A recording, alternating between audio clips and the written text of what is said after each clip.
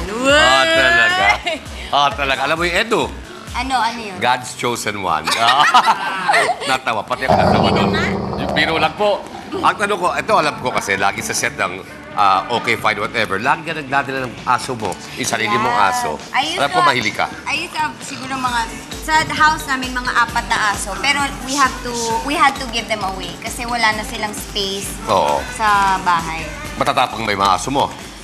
Maliit yun, pero ang tapang nun. Ang tapang. Pero eto, ako na magsasabi sa'yo. Sigurado, hindi uubra mga pusakal sa tapang ng asong ito. Aba, ano tong asong to? Kilalanin natin ang agresibong pitbull sa kwento ni Kuya Kim.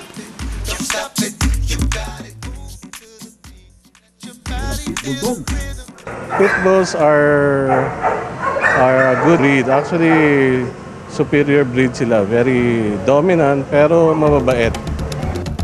Pero higit pa sa angking tapang ng superior breed na ito ang dapat nating malaman dahil sa fun and obedience show na nasaksihan ng Umagang Kay Ganda. Sa mga pitbull ay mai-inlove ka. So, ang nag-blame lang kasi ng pitbull or with any other dog, no? Sabi ko nga, every time like I do my training, even a chihuahua can kill.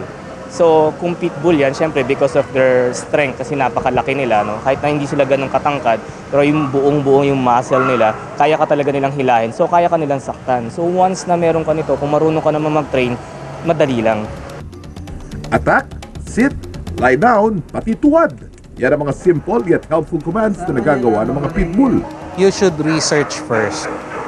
Not just with pitbulls, with any pet that you want to get, you research first on what responsibilities there are with whatever pet you choose to get. So you can prepare, you'll be ready with whatever responsibilities comes with the pet you choose. Talaga namang hindi lang for protection or detection ng mga pitbull. With proper care and training, we really got not just a pet, but also a friend in them. Alam mo, totoo yun.